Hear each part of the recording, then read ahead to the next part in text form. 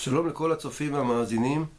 אנחנו נמצאים עכשיו בפתחו של חודש אדר, ראש חודש אדר תשע"ז, ואמרו חז"ל, משנכנס אדר מרבים בשמחה. מה המשמעות של חודש אדר? למה מרבים בשמחה דווקא בחודש אדר ולא בחודש ניסן, שהיו שם ניסים גלויים, יציאת מצרים?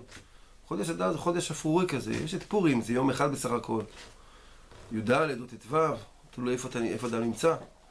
בסך הכל זה יום אחד, היה מהפך, אבל זה לא היה יותר מכמה ימים. זה חג של יום אחד וזה נחמד, ויש לנו גם חודשים אחרים שיש שם חגים. בתשרי יש את סוכות וימים נוראים ושמחת תורה. בפסח זה חג הפסח 7 ימים. היה ראוי לומר משנכנס, אז תשרי ברור, כי זה ימים נוראים, זה ימי הדין. לא שייך לומר משנכנס תשרי מרבים בשמחה. אבל חודש ניסן זה חודש של פסח, אביב, ניסים גלויים, יציאת מצרים. כל היסודות של היהדות נקנו בחודש ניסן. או חודש שבועות, מתן תורה. משנכנס סיוון מרבים בשמחה, משנכנס ניסן מרבים בשמחה. אז למה דווקא משנכנס אדר מרבים בשמחה? אז ראשית כל המקור לכך זה בתענית, דף כ"ט עמוד א', שם כתוב כשם שמשנכנס אב ממעטין בשמחה, כך משנכנס אדר מרבין בשמחה. כתבו המפרשים שהסיבה שמרבים בשמחה זה בגלל כל הניסים שנעשו לעם ישראל בחודש אדר. אבל כאמור זה ניסים נסתרים, זה לא ניסים גלויים. אז צריך לומר, על פי הגמרא בשבת, הגמרא בשבת אומרת שקיימו וקיבלו היהודים עליהם ועל זרם, קיימו מה שקיבלו כבר. מכאן מודעה רבה לאורייתא, זאת אומרת שעד חודש אדר, עד ימי הפורים בעצם, עם ישראל היה כפוי על התורה, התורה נכפתה עליו. כמו שכתוב, והתייצבו בתחתית ההר, כפה עליו הר כגיגית, על עם ישראל. אמר להם הקדוש ברוך הוא לישראל, אם אתם מקיימים את התורה, מוטב, ואם לא, כאן תהיה קבורתכם. ורק בחודש אדר, משמחת הניסים וכל ההתעוררות, המלחמה בעמלק ומרדכי ואסתר, כל הנהפוך הוא שהתחולל בחג הפורים, ושהבינו סוף סוף מה זה יהודים ומה זה עמלק, היה להם איזו התעוררות כללית, אז קיימו את התורה בצורה אמיתית, לא ככפויים, קיבלו אותה מאהבה, משמחה, לא כי אלוקים כפה עליהם. בעולם שאלו כבר הראשונים, הרי כתוב שאמרו נעשה ונשמע, סוף פרשת משפטים, פרשת השבוע, כתוב שמוזכר מה שהיה לפני מתן תורה, שאמרו נעשה ונשמע. אז מה זה כפה עליהם הר כגיגית? זה כבר יש כל מיני באמת בראשונים, כל מיני תירוצים, מה היחס בין נעשה ונשמע לכפה עליהם הר כגיגית. אבל בכל מקרה, אחד מהתירוצים למשל, שעל תורה שבכתב הם אמרו נעשה ונשמע, אבל התורה שבעל פה כפה עליהם הר כגיגית. תירוץ אחר של בעלי התוספות, שבעצם הם קיבלו את זה בשמחה, הם קיבלו את זה ברצון, אבל הוא כפה עליהם שלא יחזרו בהם מהאש הגדולה שיראו. זאת אומרת, אדם מתלהב, הוא אומר כן, אני רוצה, אבל שלא יחזרו בהם, אז הוא כפה עליהם את ההר כגיגית. אבל זה היה מרצון. כל מיני תירוצים, אבל בגדול בהחלט כתוב שהתורה באופן כללי הייתה כפויה לעם ישראל עד חג הפורים. עכשיו, התעוררות הניסים זה עורר להם, כמו שאמרנו, הם הבינו באמת מה זה להיות יהודים, המלחמה בעמלק, הם הבינו על מה עמלק נלחם, מה זה היהדות. לפעמים שדרך המבט של הגויים, כשרואים את האויבים שנלחמים בנו, אנחנו יודעים להבין על מה אנחנו בעצם חיים, מה היסוד היהדות, התורה והמצוות, תורה שבכתב, תורה שבעל פה, אמונה בבורא עולם. ולא כמו שאחשוורוש ניסה להשכיח אותם מכל הערכים האלה. אחשוורוש והמן שהיה מזרע עמלק, שניסו להשכיח, כידוע על פי חז"ל וגם הפשט, הם הוציאו את כלי המקדש. זה היה בדיוק בתקופת שיבת ציון, שהנושא של בית המקדש עמד על הפרק לפני הבניין, שאחשוורוש רצה לעכב את הבניין של המקדש. הוא הבין שעל ידי בית המקדש יש נקודת קדושה בעולם הזה, ששם עם ישראל מתחבר לקדוש ברוך הוא, ובעצם האמונה מופצת בכל העולם, האמונה היהודית. נגד זה נלחמו אחשוורוש והמן. כל אחד מהמבט שלו. המן מצד עמלק, תפיסת עמלק, אין מקום לקדושה בעולם הזה, ואחשוורוש מצד המבט האנטישמי שלו, כנגד עם ישראל, שיבואו בעצם לחולל מהפך בעולם, ויחתרו תחת מלכותו.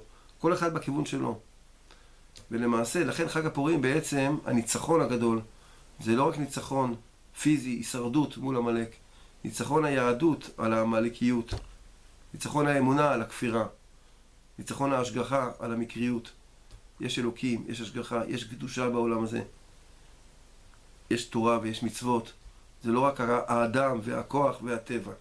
לכן חודש אדר זה חודש של שמחה במובן של שעם ישראל בעצמו פתח את עיניו. בחודש ניסן היו ניסים גלויים, זה נכון, אבל זה היה מה שנקרא התערותא דלעילא. עם ישראל מצד עצמו היה עדיין כעובר במי בהמה. כל זה היה בחסד. זכרתי לך חסד נעורייך, אומר הנביא ירמיהו, אהבת כלולותייך, לכתך אחריי במדבר, בארץ לא זרועה. זה חסד. נכון שגם עם ישראל פעל, אבל בעיקר השם הוביל אותו. ויהי בשלח פרעה את העם. זה היה גאולה בחסד, לא בזכות.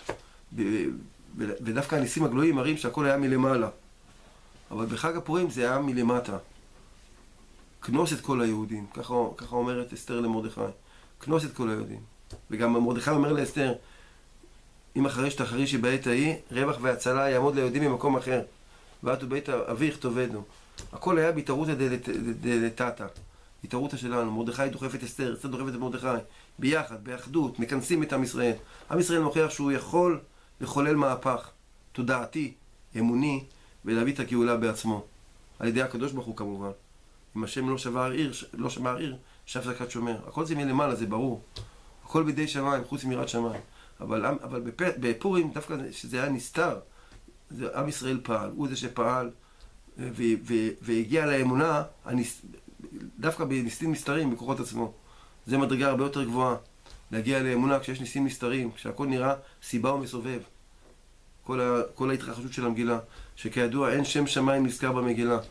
חוץ מרמזים, יבוא המלך והמן היום, י' ה' ו' כ', כל מיני רמזים. או המלך, זה הקדוש ברוך הוא, אבל זה רק רמזים. זה בדיוק הגדולה של פורים, של חודש אדר. זה אמונה בהסתר, בהסתרה, שיש אלוקים, יש אלוקים שמשגיח, וזה מה שהתעוררו, נפקחו עיניהם של ישראל. הכל בא מלמטה. זה השמחה הגדולה, ושנכנס אדר מרבין בשמחה. לכן אנחנו מרבים בשמחה, כי אנחנו חוללנו, אנחנו, מרדכי ואסתר, וכל היהודים הצדיקים באותו דור, הם אלה שפתחו את העיניים, התעוררו מעצמם. להבין שיש אלוקים גם באסתר, גם בחשיכה. כמו שכתוב בספר נתיבות שלום של האדמו"ר מסלונים, משה ניגש אל הערפל, אשר שם האלוקים. אלוקים זה לא רק שנחמד וטוב, אלא דווקא בתוך הערפל, משה ניגש אל הערפל, אשר שם האלוקים. הערפל זה המדרגה הגדולה ביותר של ההסתרה. יש חושך, ענן וערפל. ככה אומר בעל הנתיבות שלום. הערפל זה המדרגה החשוכה ביותר, ושם משה ניגש אל האלוקים, כי שם האלוקים. זה בעצם העניין של אדר, בלי ניסים גלויים, להאמין בהסתר שיש אלוקים, וביחד ננצח. אז זה העניין של חודש אדר, זה גם הכנה לגאולה של חודש ניסן כמובן. ההתעוררות של עם ישראל זה הכנה לניסים הגלויים. כשעם ישראל פועל מלמטה, הקדוש ברוך הוא מערה את שכינתו ואת הניסים מלמעלה. אז חודש אדר זה גם הכנה לגאולה של חודש ניסן. כשאנחנו פועלים, כשאנחנו מאמינים, כשאנחנו מתחזקים בתורה ובמצוות, באמונה, בשמחה, אנחנו בעצם מחוללים בעצמנו את הגאולה. אז זה משנכנס אדר מרבים בשמחה, אז בעזרת השם נזכור על מה ולמה נלחמו, על מה היה המהפך, מי חולל את המהפך, בזכות מה חוללו את המהפך, ונמשיך להתחזק בתורה ובמצוות ולהאמין בכל מצב ובכל תנאי שהקדוש ברוך הוא שומר ישראל, הנה לא ינום ולא ישן שומר ישראל בעזרת השם. נמשיך לשמוח על ידי השמחה הגדולה בעבודת השם, מקרבים את הגאולה, מאמינים בניסים, השמחה מחזקת את האמונה.